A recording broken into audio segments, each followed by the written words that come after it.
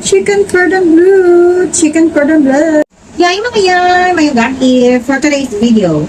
Magluluto pala ako ng chicken cordon bleu or chicken cordon chicken cordon bleu.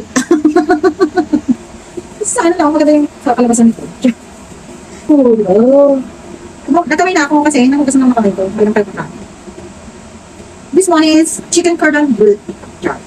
Sila may tapos. I-coated muna natin sa flour, tapos lagay sa egg. Oh my goodness. Tapos i-coated natin sa breadcrumb.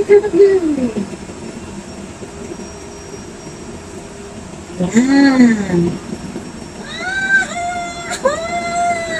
Ating kawali, maglalagay na tayo ng oil.